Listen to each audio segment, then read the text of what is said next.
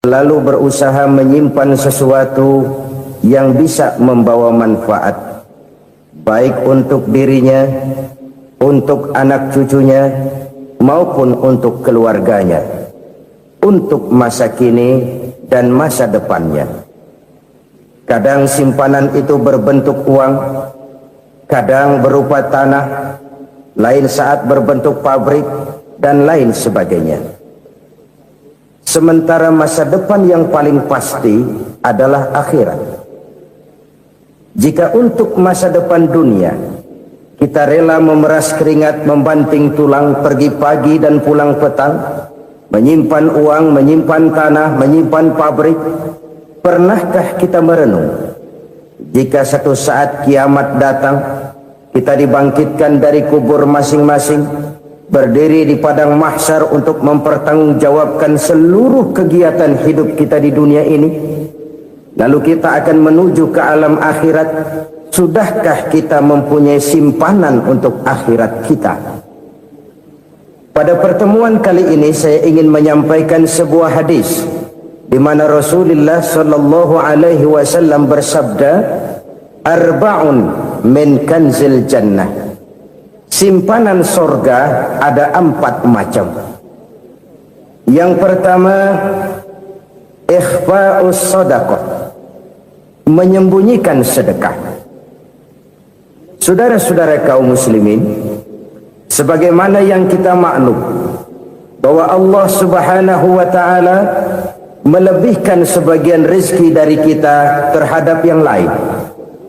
Ada yang kaya, ada yang setengah kaya, ada yang miskin, ada yang setengah miskin, dan selanjutnya. Ada yang gajinya kecil tapi penghasilannya gede. Ada yang penghasilannya gede tapi nggak punya gaji. Ada juga yang memang gajinya gede dan penghasilannya gede. Kelebihan rezeki merupakan sunnatullah dan tidak harus membuat kita merasa lebih dari yang lain. Bahkan sebaliknya, kelebihan itu harus membuat kita ringan tangan untuk menolong mereka yang memang memerlukan pertolongan. Kalau saudara diberikan ilmu, maka pertanyaan akhirat cuma satu: ilmumu kau amalkan untuk apa?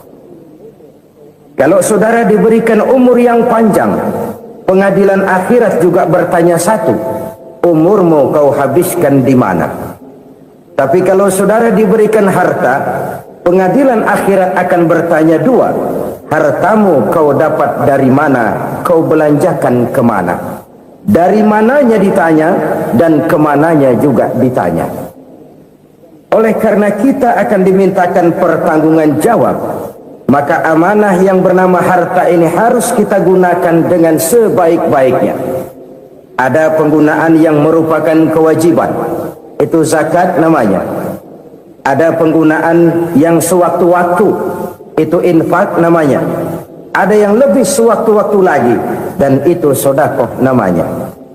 Zakat dia terikat oleh haul dan nisab, oleh putaran batas waktu dan ukuran dari harta itu sendiri.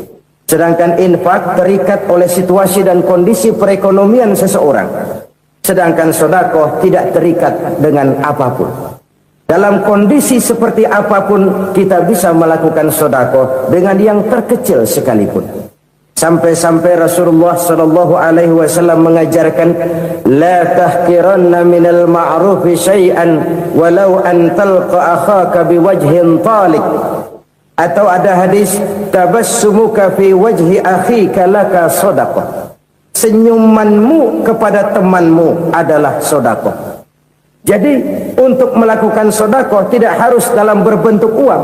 Dengan ilmu kita bisa sedekah, dengan tenaga kita bisa bersedekah, dengan pikiran kita bisa bersedekah, bahkan senyum kepada teman itu pun sedekah. Jadi kalau sedekah dengan uang memang belum punya uang, nyengir aja banyakin. Itu asal pada tempatnya, jangan lalu ketemu tiang listrik cengengesan. Tentu tidak pada tempatnya dan tidak wajar. Nah, sedekah yang paling dicintai Allah adalah sedekah yang disembunyikan. Artinya jauh dari sifat riya. Dan kadang-kadang ada orang sedekah itu disebutkan namanya, apa tidak bagus? Kalau memang niatnya ikhlas, ya bagus-bagus saja untuk memberikan sugesti kepada yang lain. Si Fulan bin Fulan nyumbang sekian, diumumkan. Boleh kalau niatnya untuk memberikan rangsangan kepada yang lain supaya dia menyumbang lebih besar dari orang tadi. Tapi kalau itu mendatangkan riya, maka sedekah yang paling dicintai Allah adalah sedekah yang disembunyikan. Tangan kiri saja tidak tahu apa yang diberikan oleh tangan kanan. Sedekah yang dilakukan dengan ikhlas akan merupakan perbendaharaan surga, tersembunyi dari pandangan orang lain, tidak seorang pun tahu. Karena memang sikap yang baik adalah melupakan kebaikan dan mengingat kesalahan. Itu salah satu ciri orang bahagia. Orang yang selalu mengingat kesalahannya dan berusaha melupakan segala kebaikannya. Kalau dia akan berada kebaikan, dia tidak bisa ikut, dia merasa rugi karena dia merasa belum pernah berbuat baik. Tapi kalau akan melakukan kesalahan baru, dia ingat kesalahan yang sudah-sudah, sehingga terhalang baginya untuk melakukan satu kesalahan baru. Demikianlah saudara-saudara, bahwa Allah melebihkan rizki sebagian kita dari yang lain, agar terjadi tolong-menolong dalam kehidupan ini. Jadi kesenjangan yang nature, kesenjangan yang alami, itu sunnatullah. Ada yang kaya, ada yang miskin, ada yang kelas menengah. Nah, kenapa lalu sekarang kita berusaha mengentaskan kemiskinan? Oleh karena adanya kesenjangan struktural. Kalau yang kaya bisa semakin kaya, kenapa yang miskin tidak bisa naik jadi ikut sedikit kaya? Sebab pada dasarnya Islam adalah agama yang sejak turunnya sudah berupaya memerangi kemiskinan. Bahkan dikatakan kemiskinan itu mendekatkan kepada kekufuran. Orang kalau miskin udah dekat banget sama kafir. Gampang menjadi kafir. Berapa banyak saudara-saudara kita yang oleh karena soal perut, oleh karena soal materi, terpaksa meninggalkan dan menanggalkan akidahnya, menjual petunjuk yang diberikan Allah dengan kesenangan dunia yang cuma sebentar ini. Na'udzubillah summa na'udzubillah. Jadi makin kita sembunyikan satu sedekah, semakin banyak perbendaharaan kita di surga. Sedekah yang paling dicintai Allah adalah sedekah yang disembunyikan. Malahan ada seorang sufi, dia punya kebiasaan kalau pergi sholat Jumat, dia bawa uang, itu uang dia taruh di bawah tikar masjid. Dia niat sedekah kepada siapa saja yang nemuin itu duit. Maksudnya apa? Supaya yang nemuin nggak tahu siapa yang punya duit. Demikian dia saking ingin menyembunyikan sedekahnya. Karena sifat riya itu bisa memakan amal kita sendiri. Riya itu termasuk menyebut-nyebut kebaikan kita. Orang yang suka nepuk dada, sedikit-sedikit ngitungnya kalau nggak gua. Tuh kalau nggak gua tuh. Tuh yang belas itu kalau nggak gua, kalau nggak gua. Iya kalau nggak lu kenapa emang? Orang yang suka menepuk jasa, tuh biasanya memang begitu saudara-saudara. Kalau perang lagi berkecamuk, orang nggak sempat ngaku jadi pahlawan. Tapi begitu perang selesai, yang kagak kenal bedil ngaku pahlawan, mas. Itu sesuatu yang biasa. Oleh karenanya, orang-orang yang ikhlas dalam bersedekah, disembunyikannya sedekah itu, Allah cinta betul. Malahan ada hadis memberikan jaminan, inna sedaqatal mar'il muslimi tazidu fil umri wa tadfa'u mitata su'i. Sesungguhnya sedekahnya seorang mukmin tazidu fil umri, bisa menambah umur panjang, wa tadfa'u mitata su'i, dan menyelamatkan manusia dari mati secara su'ul khatimah. Jadi siapa yang kepengen panjang umur, banyaklah sedekah. Yang bosan hidup, pelit terus. Sedekah menambah panjang umur dan menyelamatkan manusia dari mati secara su'ul khatimah. Pak, katanya umur itu nggak bisa ditambah, nggak bisa dikurangin. Kapan? Kalau ajal sudah datang. Wa idza jaa ajaluhum la yastakhiruna sa'atan wa la yastaqdimun. Kalau ajal datang tidak bisa dimajukan, tidak bisa dimundurkan. Itu kalau ajal sudah datang. Tidak bisa lagi umur ditambah dikurangi, sudah datang. Tapi kalau belum datang, itu kan haknya Allah. Mau ditambah, mau dikurangi, hak prerogatif Allah. Sebagai pencipta manusia, Allah maha kuasa dan maha mampu. Sedekah ini menambah panjang umur dan menyelamatkan manusia dari mati secara su'ul khatimah. Itu orang mati kan sama ya, kondisinya mati, nggak nafas. Tapi hakikat mati kan lain-lain. Ada yang mati itu husnul khatimah, baik akhirnya. Misalnya lagi ngaji mati, lagi sholat mati, lagi sedekah mati. Ini yang dinamakan dengan husnul khatimah, baik di akhirnya. Sebaliknya ada yang su'ul khatimah, jelek di akhirnya. Ini yang jadi catatan akhir. Lagi nyekek botol, mampus. Lagi banting kartu, modar. Su'ul khatimah, jelek pada akhirnya. Sedekah menyelamatkan manusia dari mati secara su'ul khatimah. Dan kita semua kepengen mendapat husnul khatimah, jauh dari su'ul khatimah. Oleh sebab itu yang bisa menyelamatkan kita dari penyakit itu antara lain adalah sedekah yang disembunyikan, yang dikerjakan dengan ikhlas karena Allah. Tidak karena kepengen dipuji orang, tidak karena ingin dikatakan orang pemurah, sebab orang dermawan itu orang yang memberi tanpa harus diminta. Kalau masih harus diminta, ya belum dermawan namanya, masih harus diminta. Kalau nggak diminta ya tulus, lolos, polos.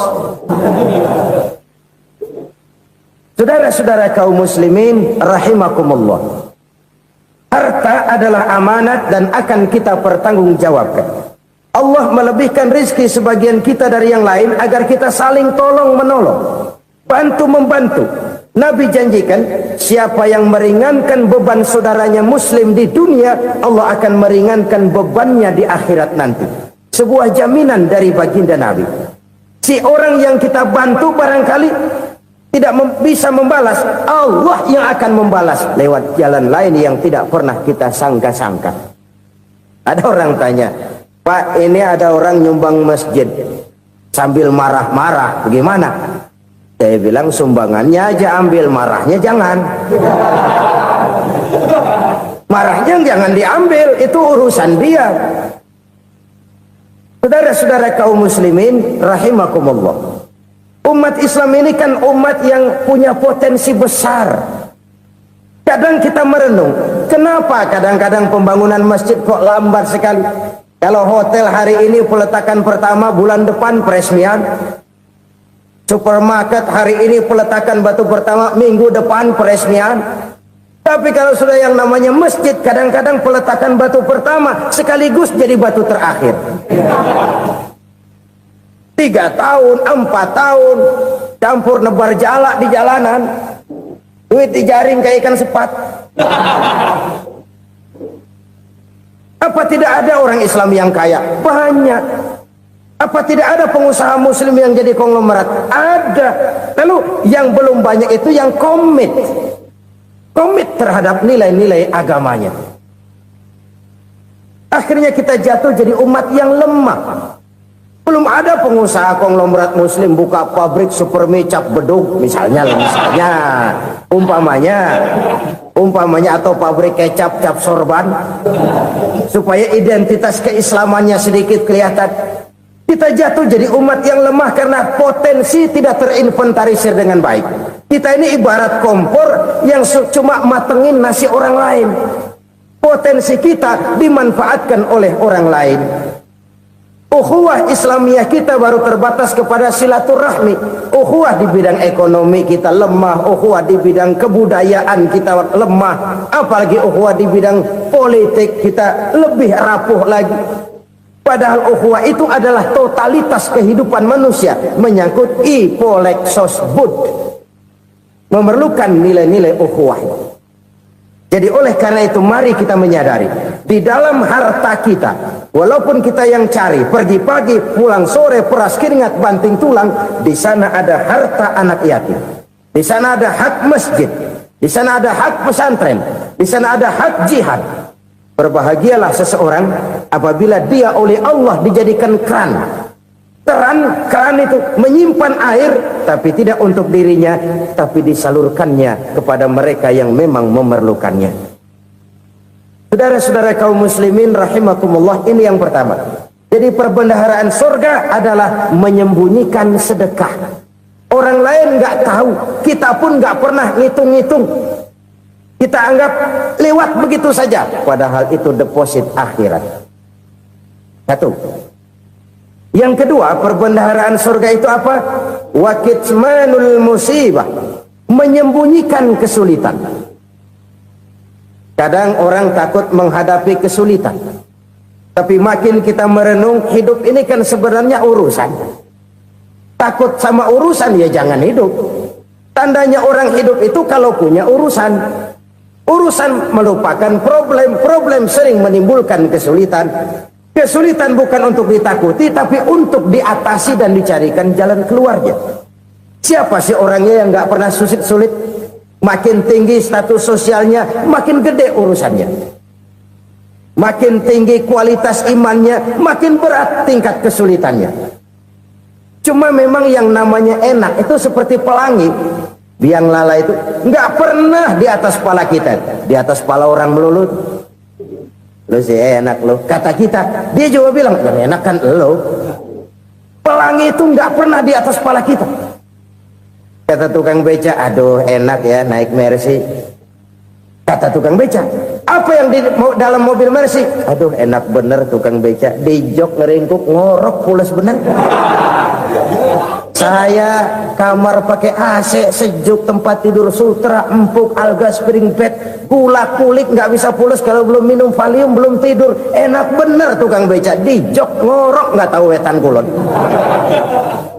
Si tukang beca bilang yang di Mercy enak, yang di Mercy bilang tukang beca enak. Inilah enak, nggak pernah di atas kepala kita, di atas kepala orang lain melulu enak itu. Nah, saudara-saudara, yang merupakan perbendaharaan surga itu orang yang bisa menyembunyikan kesulitan, baik pribadi ataupun rumah tangga. Nih terutama rumah tangga yang jadi soalnya. Kadang-kadang kita ini kalau senang, sebaliknya kalau senang kita diam, kalem aja, cuek. Banyak banget duit kita bawaan, diam aja udah. Malah ketemu orang takut. Tapi begitu susah, sekampung tahu.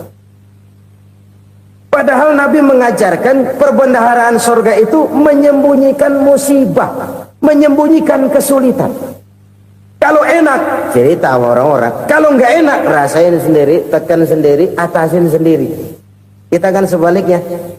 Senang kita diam, asal lagi susah, paling tidak kita nyari teman buat cerita kesusahan. Siapa orangnya yang nggak pernah susah? Cuma soalnya bagaimana kita mengatasi kesusahan itu sendiri. Begitu juga misalnya kalau orang sudah berumah tangga, itu orang tuanya harus menjadi tempat dia cerita yang enak-enak saja. Yang nggak enak rasain berdua, selesaikan berdua, atasin berdua. Jangan dibalik. Asal senang diam, giliran susah aja. Maknya laporan. Terbalik. Bisa menjaga security informasi.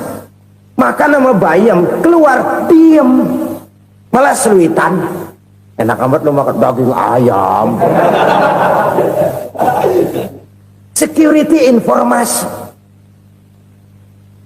Saudara-saudara kaum muslimin rahimakumullah, ujian yang terberat itu yang pernah diberikan kepada para nabi, para rasul, para aulia, para ulama. Makin tinggi keimanan, makin berat bentuk kesulitan. Ayo saya kemukakan satu contoh saja. Ada seorang nabi yang kaya, nabi kaya, namanya Nabi Ayub. Iblis kalau orang begini kan keki, ibadahnya rajin, kaya. Ini yang kayak begini susah digodain. Kalau ibadahnya rajin, miskin, enggali bisa disogok. Sini imannya mantap, ibadahnya rajin, kaya, nabi lagi. Oh, tapi namanya iblis, nggak kurang akal. Laporan, Tuhan, kenapa Les? Ya ini bahasa saya, bahasa Qurannya sih nggak gitu. Itu hambamu yang namanya Ayub, dia rajin ibadah cuma karena dikasih kaya aja. Coba kasih miskin dia, berhenti dia sembahyang. Ah, kamu bisa aja. Saya tahu Ayub itu hambaku yang ikhlas. Saya buktiin Tuhan, silahkan. Dibuktiin lah, iblis turun ke alamin. Yang mula-mula dia lakukan, dia rusak sawah ladang Nabi Ayub. Dia binasakan binatang ternak Nabi Ayub. Sehingga dalam waktu singkat, jatuhlah Nabi Ayub dari orang paling kaya jadi orang paling miskin. Beliau masih ibadah di mihrab dalam masjid. Datang iblis. Saudara Ayub, ya, lagi ngapain? Ibadah. Nyembah Allah, nyembah Allah. Oh, percuma. Kenapa? Tuhan yang ente sembah nih, dia udah bikin miskin ente. Sawah ladang ente hancur lebur, binatang ternak binasa. Sekarang ente jadi orang paling miskin. Ngapain nyembah Tuhan kayak begitu? Tekor. Udah berhenti dah ibadah, berhenti ibadah. Ini iblis sama Tuhan laporannya lain, yang dikerjakan kepada Nabi Ayub juga lain. Benar begitu iblis, kata Nabi Ayub. Iya, sawah ladang saya habis, buras. Binatang ternak saya binasa, binasa. Saya miskin, bangpak. Apa jawab Nabi Ayub? Bukan innalillahi, ini hebat. Alhamdulillahillazi a'tani wa akhza minni. Segala puji bagi Allah yang telah memberikan harta kepada saya dan sekarang mengambilnya lagi. Alhamdulillah. Allah yang ngasih, Allah yang ambil. Itu mah urusan Allah. Iblis cuman ibadah jalan terus, sujud lagi Nabi Ayub. Iblis seleher gondok banget. Dasar Nabi nggak mempan dia apa-apain. Miskin malah alhamdulillah. Allah yang ngasih, Allah yang ngambil. Jadi kalau kita tidak komit, kita tidak terikat kepada kaya, miskin, senang, susah, apa yang bisa bikin kita susah? Jadikan kekayaan, kemiskinan, jadikan senang, susah sebagai anak buah yang bisa kita atur. Jangan kekayaan ngatur kita, jangan kemiskinan ngatur kita. Kita yang harus mengatur mereka. Senang, susah, kaya, miskin, bahagia, sengsara, jadikan itu anak buah yang bisa kita atur. Kalau sekarang kita kaya, lain saat boleh jadi kita miskin, semiskin-miskinnya. Allah yang ngasih, Allah yang ngambil. Tenaga mana yang bisa menghalangi? Ibadah jalan terus. Iblis makin gondok. Dasar Nabi loh. Akhirnya apa? Nabi Ayub dikerjain, diberikan penyakit. Demikian fatal penyakitnya. Bayangin, udah miskin sakit. Masya Allah. Miskin sakit. Sakitnya nggak lama, kira-kira 16 tahun. Istrinya 3, 2 mental minta ceraiin. Ngerawatin laki bengek begini. Senang belum tentu, susah udah pasti nih. Cerai aja, cerai dah. Cerai. Tinggal satu Siti Rahmah yang setia menemani beliau. Sesetia-setianya hati perempuan. Satu saat Siti Rahmah bilang, "Bang, iya, abang kan Nabi bang. Lalu namanya Nabi kan doanya jarang meleset bang. Maksud kamu minta kenapa sih sama Tuhan biar abang sembuh baik dah bang?" Siti Rahmah, iya. Saya sakit berapa tahun sih dah? 16 tahun bang. Sebelum ini saya sehat berapa tahun? Ya kira-kira 60 tahun bang. Nah coba ente banding-bandingin Rahmah. Saya dikasih sehat 60 tahun, dikasih sakit 16 tahun. Sudah nggak sabar mau doa kepada Allah minta sembuh. Saya malu kepada Allah. Diuji dengan yang luar biasa seperti ini, tidak mengganggu stabilitas kehambaannya. Dia tetap menghamba kepada Allah Subhanahu wa ta'ala.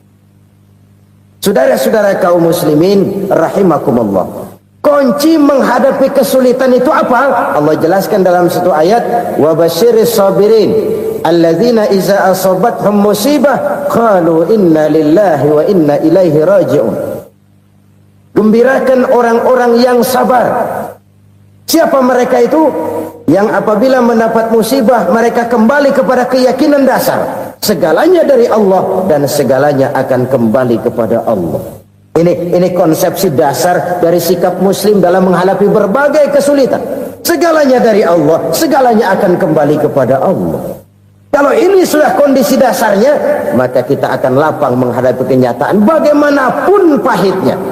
Apakah itu namanya miskin, apakah itu namanya sakit, bahkan maut sekalipun. Maut sekalipun. Segalanya dari Allah, segalanya akan kembali kepada Allah. Ini sikap hidup, bukan sekedar ucapan. Kita kadang-kadang menjadikannya sebagai ucapan.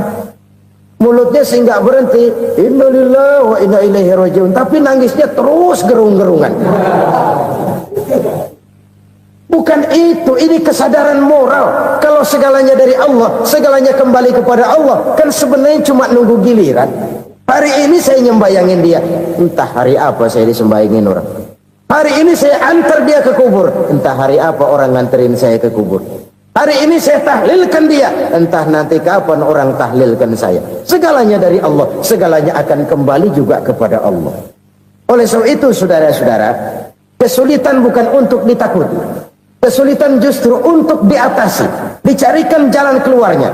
Dan tidak ada orang yang tidak pernah mendapat kesulitan. Tidak ada.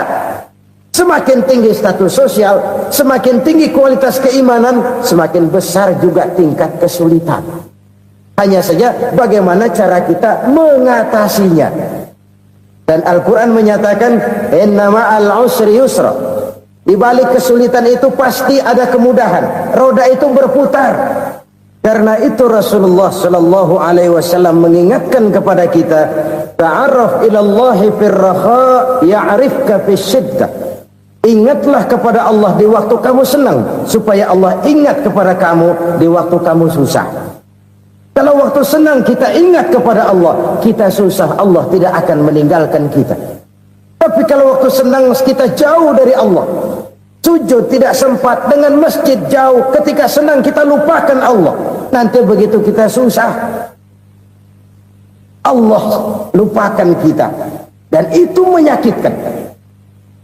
Oleh karena itu orang-orang tua kita dulu bilang, kalau lagi sehat ingat-ingat lu bakal sakit nanti. Kalau lagi kaya ingat-ingat satu saat kita bakal jatuh miskin. Bahkan kalau lagi muda ingat-ingat kita bakal tua. Dan yang terpenting, kalau lagi hidup ingat-ingat kita bakal mati. Saudara-saudara kaum muslimin rahimakumullah. Jadi yang kedua yang merupakan perbendaharaan surga, menyembunyikan musibah. Saudara-saudara kaum muslimin rahimakumullah. Hal ketiga yang merupakan perbendaharaan surga adalah wasilatur rahmi. Orang yang suka bersilaturahmi. Sebagaimana yang kita maklum bahwa manusia adalah makhluk yang disebut zon politika. Makhluk sosial yang tidak mungkin hidup sendiri-sendiri. Betapa dan siapapun kita memerlukan orang lain. Bodoh betul manusia kalau tinggal di tengah masyarakat tapi tidak mau bermasyarakat. Merasa hebat sendiri, pinter sendiri, gagah sendiri, kaya sendiri. Mungkin kalau mati juga ngubur sendiri. Jangankan kita di sini, di sorga saja Nabi Adam waktu sendirian bengong melulu, mondar mandir. Allah tegur dam sepi dam. Jadi ini kalau bahasa saya, iya Tuhan sepi ini nggak ada coret-corekan pisan ini. Diciptakan Siti Hawa baru anteng Nabi Adam. Itu di sorga. Cobalah. Umpamanya saudara tinggal di Jakarta nih. Kaya bener. Apaan aja di Jakarta punya saudara dah. Jembatan Semanggi ambil. Monas buntel bawa pulang. Hotel-hotel ambil semua. Cuman tinggal di Jakarta sendirian, apa enaknya? Betapa dan siapapun kita perlu orang lain. Tidak ada seorang pun yang bisa memenuhi kebutuhan hidupnya secara sendiri-sendiri. Nah, Islam telah menyelamatkan manusia dari ras diskriminasi, mengikat manusia dengan persaudaraan yang berlandaskan kepada akidah. Karena itu dianjurkan bersilaturahmi. Bahkan Nabi menyatakan, man arada ayyubsata lahu fi rizqihi wa yunsa'a fi atharihi falyasil rahimah. Siapa yang kepengen diluaskan rezekinya dan dipanjangkan usianya, banyaklah ia bersilaturahmi. Siapa yang kepengen dimudahkan rezekinya, hendaknya ia banyak bersilaturahmi. Kalau banyak teman, kesulitan kan paling tidak ada tempat cerita. Udah susah, sendirian kita pikirin diri, nggak ada tempat tukar pikiran. Cepet banget sama bengek. Dilawan sendiri. Nah, secara makro kita bisa berkata, tidak mungkin ada kemenangan kalau tidak ada kekuatan. Tidak ada kekuatan kalau tidak ada kesatuan dan persatuan. Tidak mungkin ada kesatuan dan persatuan tanpa semangat silaturahmi. Kalau umat Islam mau menang, dia harus kuat. Kalau umat Islam mau kuat, dia harus bersatu. Kalau umat Islam mau bersatu, dia harus membudayakan silaturahmi ini. Bahkan sampai-sampai kata Nabi, kalau bisa cari nilai tambah. Apa? Silman qata'ak. Bersilaturahmilah kau kepada orang yang marah denganmu. Masya Allah, indahnya ajaran agama kita. Orang yang marah pun kepada kita, kata Nabi, kalau bisa bersilaturahmilah kepadanya, kepada orang yang marah itu. Di situ nilai tambah. Cuman jujur nih hadis, ngucapinnya gampang, ngamalinnya yang berat banget. Orang marah sama kita, kita disuruh silaturahmi, ada apa malu? Lu marah, ada gua marahan lagi. Tunggu pikirin. Saudara-saudara kaum muslimin rahimakumullah. Tapi ini yang diajarkan, bahkan ini yang dicontohkan oleh baginda Rasul. Bagaimana begitu mudah, misalnya satu saat Abu Jahal ini ngatur strategi bagaimana bikin Muhammad celaka. Dia gali lubang di depan tempat tidurnya. Dia tutupin daun korma. Terus dia panggil seseorang, ke sini. Kasih tahu Muhammad, pamannya sakit keras, minta ditengokin. Berangkat orang ini ke sana. Muhammad, labbaik. Pamanmu sakit keras, dia minta ditengokin. Baik, saya akan datang menjenguk beliau. Berangkatlah Nabi ke rumah Abu Jahal tanpa prasangka apapun. Abu Jahal udah pasang setil, selimut 3 rangkap setengah dipakai, persis kayak orang meriang. Tapi sembari ngintip dari balik selimut, begitu Muhammad buka pintu, nah masuk perangkap nih. Muhammad jalan menuju tempat pembaringan.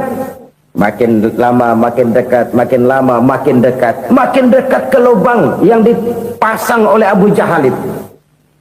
Dalam hati Abu Jahal, terus dah jatuh, mampus dah lo ini. Mampus lo hari ini. Apa yang terjadi? Malaikat Jibril datang. Muhammad, pamanmu cuma pura-pura sakit. Di depan tempat tidurnya ada lubang perangkap supaya kamu jatuh ke situ.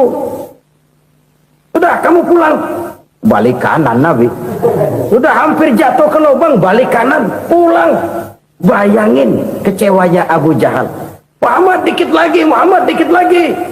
Enggak paman, saya pulang aja. Emosi bangun dari tempat tidur, enggak sadar kalau lagi pura-pura sakit.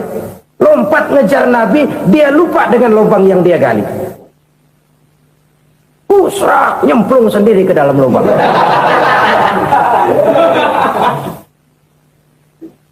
Nabi terus berlalu. Ini terjadi keanehan. Jatuh ke lubang yang dia gali itu sebenarnya nggak terlalu dalam ya, antara 3-4 meteran lah. Tolong saya jatuh ke lubang ini. Datanglah pelayan-pelayannya itu. Angkat saya dari sini. Oh, yang ngulurin tambang. Satu gulung, belum juga nyampe itu tambang. Kurang, beli lagi ke warung. Sambung, ulur lagi, nggak juga bisa sampai. Wah, ini kerjaan Muhammad ini. Tolong, siapa salah seorang kamu ke rumah Muhammad, kasih tahu encangnya kecebur. Minta ditolongin. Sampaikan kepada Rasul. Kenapa? Pamanmu jatuh ke lubang, Muhammad minta tolong diangkatin. Tambang udah nyambung-nyambung nggak nyampe juga. Ya, nanti saya datang, saya tolong. Coba. Nyata-nyata orang berniat jahat mau mencelakakan dia. Datang dia menolong. Ini yang disebut air tuba dibalas air susu ya ini. Bukan sebaliknya. Air tuba dibalas air susu. Paman, kecebur ya? Iya Muhammad, tolong ini. Pegang tangan saya.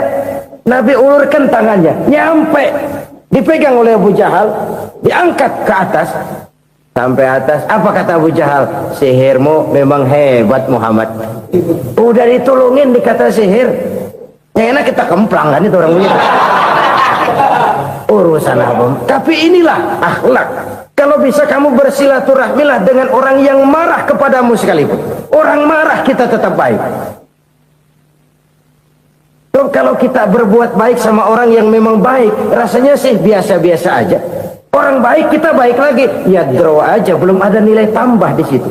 Baru ada nilai tambah kalau kita bisa berbuat baik kepada orang yang nyakitin kita. Itu namanya kita setingkat di atas dia. Dia sakitin kita, kita berbuat baik sama dia. Dia pelit sama kita, kita baik sama dia. Dia marahin kita, kita deketin dia. Di situ kita punya nilai tambah.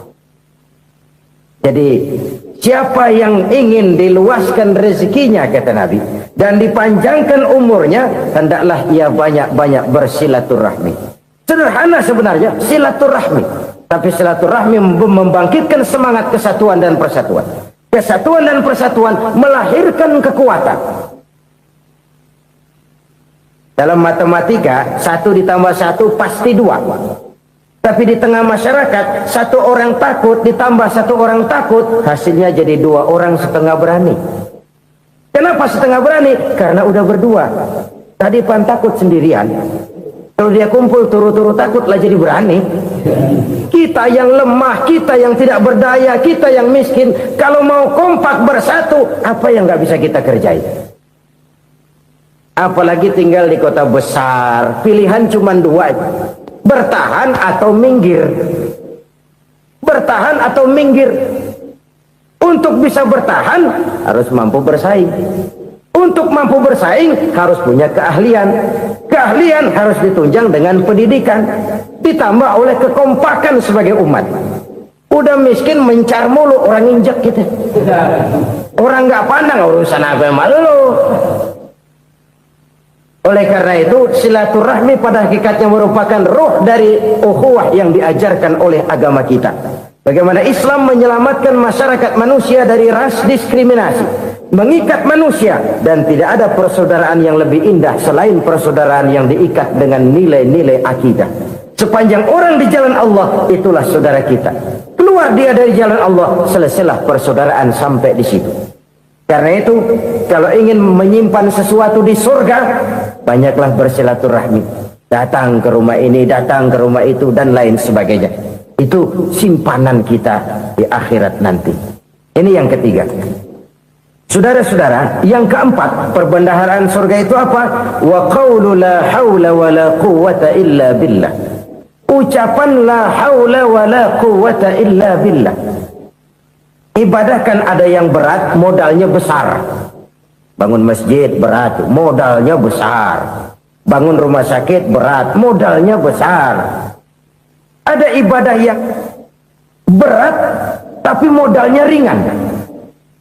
Misalnya puasa. Puasa itu berat, mengendalikan nafsu. Kalau sekedar nggak makan, nggak minum sih enteng. Mengendalikan nafsu. Itu jihad terbesar, tapi kan modalnya ringan, cuma niat saja. Ini ibadah berat, modalnya ringan. Ada ibadah yang ringan, modalnya juga enteng. Seperti termasuk ucapan la haula wa la quwwata illa billah. Tanpa sadar, la haula wa la quwwata illa billah. Nyelengin tuh di surga. Nyelengin, kita nggak terasa. Nyelengin simpanan akhirat. La haula wa la quwwata illa billah. Nyimpan lagi. Kaget, la haula wa la quwata illa billah, nyimpan lagi, banyak simpanan. Walaupun sebenarnya yang dimaksud di sini adalah kesadaran batin bahwa tidak ada daya dan kekuatan kecuali Allah. Itu intinya. Kita memulai pekerjaan disunahkan baca bismillah, kan begitu. Apa itu? Kesadaran moral Bahwa ini saya bisa kerjakan, saya kerjakan ini dengan menyebut nama Allah. Kenapa? Kalau Allah tidak memberikan daya dan kekuatan, mana mampu saya kerjakan ini. Maka saya kerjakan ini dengan menyebut nama Allah. Bismillah. Kesadaran moral. Manusia hanya wajib berusaha, tapi nggak pernah wajib berhasil. Banyak hal-hal yang kalau kita renungkan secara rasio nggak mungkin, tapi jadi kenyataan. La haula wala quwata illa billah. Tidak ada daya dan kekuatan kecuali bagi Allah semata-mata. Kesadaran moral akan kelemahan dan keterbatasan makhluk bernama manusia. Kadang kita kagum dengan otak, tapi kita sering lupa sama yang bikin otak. Padahal bagaimanapun hebatnya otak, yang bikin otak pasti lebih hebat dari otak. Nggak percaya, silahkan otak-otakan. Inilah kecenderungan. Kita kagum dengan pesawat-pesawat mutakhir, bukan main besi gede banget terbang itu. Alangkah hebatnya. Lalu apa yang bikin otak tidak lebih hebat dari itu semua? Kita puji laut, apa yang bikin laut tidak lebih hebat dari laut itu? La haula wala quwata illa billah. Tidak ada daya dan kekuatan kecuali Allah. Apa yang bisa kita lakukan kalau tidak karena daya dan kemampuan yang diberikan oleh Allah kepada kita? Lahirlah sikap tawadu, rendah hati, tidak melonjak menjadi angkuh dan sombong, sadar akan kelemahan dan keterbatasan diri. Sebagai makhluk yang diciptakan oleh Allah Subhanahu wa ta'ala. Jadi satu sisi ini ucapan yang berpahala, la haula, jadi wiridan. Pada sisi lain ini kesadaran moral, sikap mental, kesadaran batin, bahwa yang punya daya dan kekuatan itu cuma Allah. Kita nggak pantas untuk sombong, sebab sombong itu pakaiannya Allah. Kita nggak sedang pakai pakaian Allah, kegedean. Dan makin kita renungi, makin terbentur. Apa sih yang bisa kita sombongin? Kita mau sombong apa? Kaya? Pintar? Itu kan semua relatif. Di atas langit masih ada langit lagi. Jadi oleh karenanya, marilah kita menyadari. Manusia hanya wajib berusaha, tapi tidak pernah wajib berhasil. Yang berusaha saja tidak wajib berhasil, apalagi yang tidak berusaha. Islam bukan agama orang pemalas yang selesai sholat lalu endelohom, enggelenggem ayem-ayem. Tapi Islam bukan agama orang sombong yang setelah berusaha lalu tidak memerlukan Allah. Kita bisa saja bikin proyeksi, tahun sekian kita bakal panen besar menurut perhitungan otak. Tapi ada kejadian lain. Apa? Tikus ngambek. Habis itu dimakanin tikus, panen gagal. Proyeksi rasional gagal oleh tikus-tikus yang ngambek itu. Bisa saja terjadi. Tahun depan kita panen besar, urung. Kenapa? Musim panas panjang. Dan sekarang ini koran-koran bikin berita musim mengalami penyelewengan. Bukan cuma manusia yang nyeleweng sekarang. Musim pakai nyeleweng. Mestinya kan musim hujan udah selesai, masih hujan-hujan juga. Musim. Nah sekarang kita boleh bikin proyeksi, kita bakal panen besar. Tahu-tahu musim panas panjang, sawah retak, air kering. Cari teknokrat yang paling botak, suruh pendekin tuh musim panas. La haula wala quwata illa billah. Inilah kesadaran moral. Saudara, saya teringat satu saat ada seorang konglomerat. Umurnya ya kira-kira 70-an. Satu saat dia ditanya oleh wartawan, "Pak, umur Bapak berapa sih?" "Ya paling 10 tahun." 10 tahun? 10 tahun? Anak Bapak berapa orang? Satu saja? Satu. Harta Bapak berapa? Ya paling-paling bangsa 7 juta kali.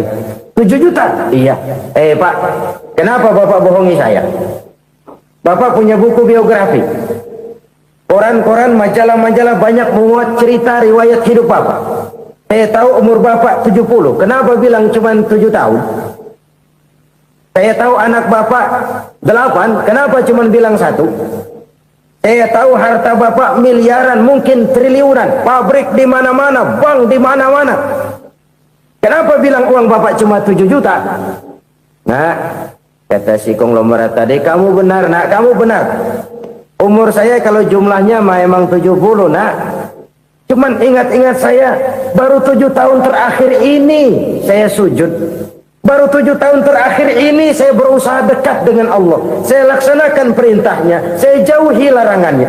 7 tahun inilah rasanya yang ada nilainya di hadapan Allah. Yang 63 tahun matong, kelabu, kelem umur gue. Habis untuk maksiat, untuk munkarat. Maka ketika ditanya tadi, umur saya 7 tahun itu. Oh begitu Pak. Oh iya. Lalu anak Pak, anak bapak kan 8. Kenapa bilang cuma 1? Nah, kalau jumlah hitungannya memang anak saya 8. Tapi dari 8 orang ini rasanya cuma 1 nih yang bakal jadi buah hati, belahan jantung, pelanjut cerita, penerus sejarah, bakal jadi anak soleh yang akan mendoakan saya. Cuman 1 rasanya anak saya ini yang bakal jadi buah hati saya, besar-besaran saya, yang akan mendoakan di kubur saya, yang akan mendoakan di akhirat saya. Yang 7 orang mana, Masya Allah, yang 1 tenggeng, yang 1 nyekek botol mulu, yang 1 nggak karu-karuan. Makanya saya bilang 1 anak saya yang akan bisa mendoakan saya. Oh begitu Pak. Iya. Nah, harta Pak, harta bapak kan triliunan, pabrik bapak di mana-mana, uang bapak hampir di tiap bank-bank besar. Kenapa bilang cuma 7 juta? Betul kau nak. Harta saya kalau jumlahnya memang miliaran, triliunan mungkin. Tapi yang saya ingat baru 7 juta tuh yang saya belanjakan di jalan Allah. Saya nyumbang masjid, saya santuni yatim piatu, saya bantu pembangunan pesantren, saya bantu pembangunan rumah sakit Islam. Itu yang akan saya bawa pulang ke akhirat, yang 7 juta itu. Yang triliunan itu nanti akan diperebutkan oleh anak-anak saya sebagai waris saya. Jadi harta saya 7 juta itu yang bakal nemenin saya di akhirat, yang akan saya bawa pulang jadi teman saya. Saudara-saudara kaum muslimin, jangan-jangan orang tua itu adalah kita-kita ini. Jangan-jangan kita-kita ini adalah orang tua itu. Jangan-jangan itu potret dari diri kita masing-masing. Dari sekian umur yang diberikan Allah, berapa tahun yang ada nilainya di hadapan Allah? Dari sekian anak-anak yang merupakan amanah, berapa yang akan mendoakan kita sebagai orang tuanya menjadi anak soleh? Dari sekian banyak harta yang diberikan Allah, berapa yang akan kita bawa pulang menghadapnya nanti, yang kita belanjakan di jalan Allah? Ini sebuah potret kehidupan.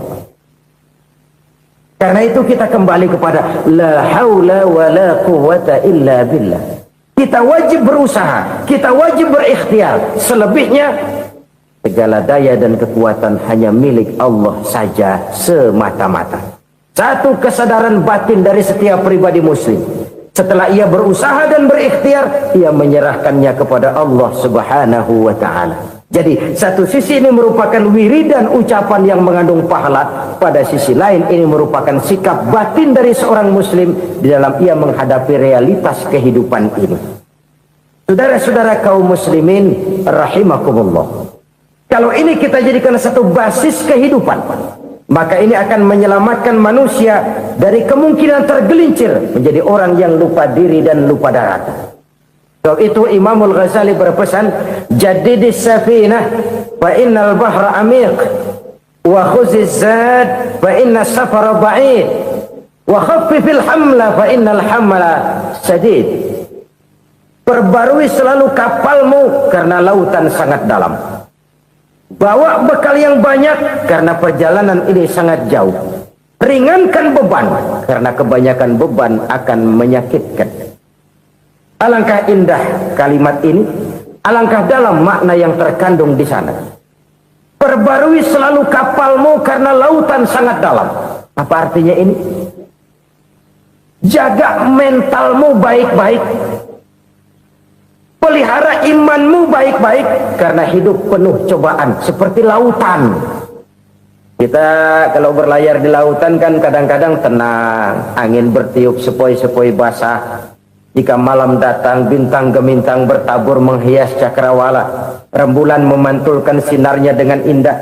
Dalam keadaan begitu berlayar enak. Tapi lain saat ombak menggunung, halilintar menyambar, angin topan bertiup. Berapa banyak sudah saudara-saudara kita yang tenggelam di lautan dunia tanpa sadar bahwa dia belum sampai kepada pantai yang akan dituju. Berapa banyak sudah saudara-saudara kita yang tenggelam di lautan dunia ini tanpa sempat bangkit lagi. Dia menyangka sudah sampai kepada tujuannya. Hati-hati kapal jangan sampai bocor karena lautan sangat dalam. Iman ini jaga baik-baik karena hidup penuh dengan ujian. Wa khuzizat fa inna safar ba'id. Bawa bekal yang banyak karena perjalanan sangat jauh. Saudara mau ke Bandung, bawa duit. Saudara mau ke Surabaya, banyakan lagi duitnya. Saudara mau ke Mekah, gepokan, iketan tuh duit nggak lembaran lagi. Makin jauh perjalanan, makin banyak bekal yang harus kita bawa.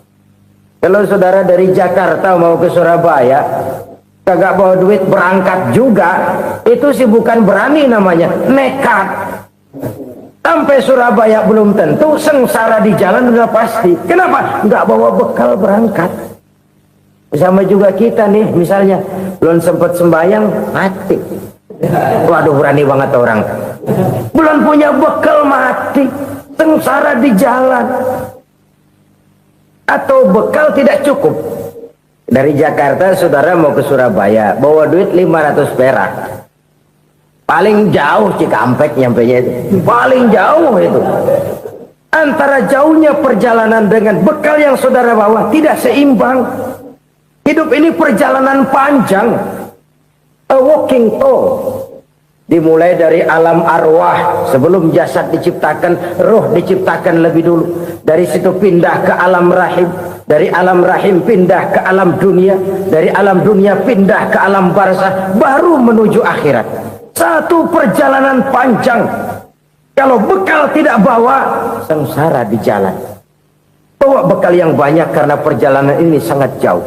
Wa khaffifil hamla, ringankan beban karena beban itu cuma akan menyulitkan.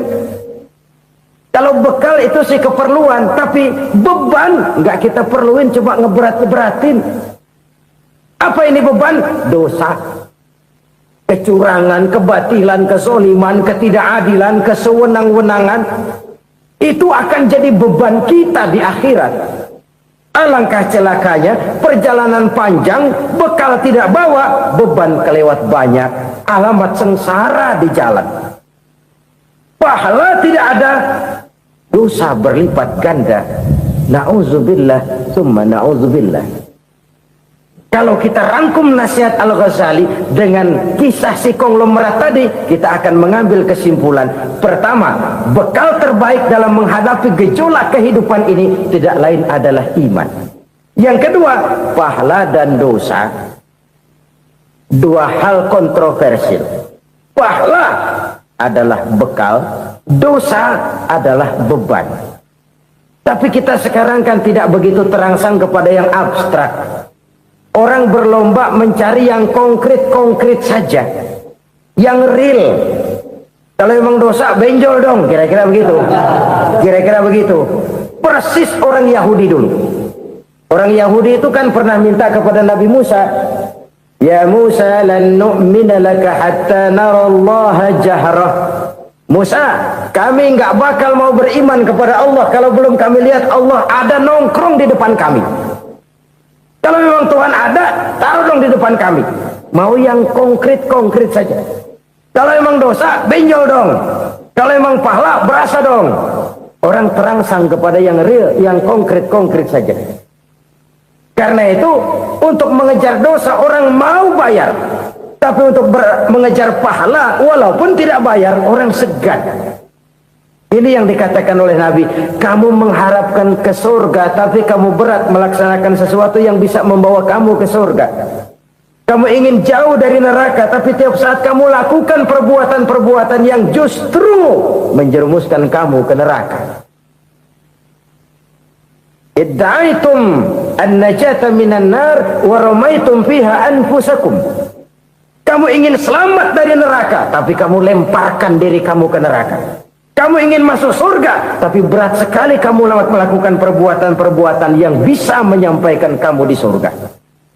Saudara-saudara kaum muslimin rahimakumullah. Jadi hal keempat yang merupakan perbendaharaan surga adalah la haula wa la quwwata illa billah. Satu sisi ini merupakan ucapan yang memperberat timbangan akhirat. Pada sisi lain ini merupakan sikap hidup seorang muslim. Kesadaran batin yang sangat dalam bahwa tidak ada daya dan kekuatan kecuali Allah. Dan itu kita simbolkan pada saat memulai pekerjaan dengan Bismillah, dengan menyebut nama Allah. Satu kesadaran moral, saya hanya bisa melakukan ini karena diberikan daya dan kekuatan oleh Allah. Lahirlah sikap tawadu, rendah hati, tidak melonjak menjadi angkuh dan sombong. Saudara-saudara, sampai sini dulu jumpa kita kali ini. Semoga 4 perbendaharaan surga ini dapat kita lakukan, yang kelak akan merupakan bekal kita di kemudian hari nanti. Amin ya rabbal alamin. Terima kasih atas segala perhatian, mohon maaf atas segala kekurangan. Usikum wa iyaya bitaqwallah. Wassalamu alaikum warahmatullahi wabarakatuh.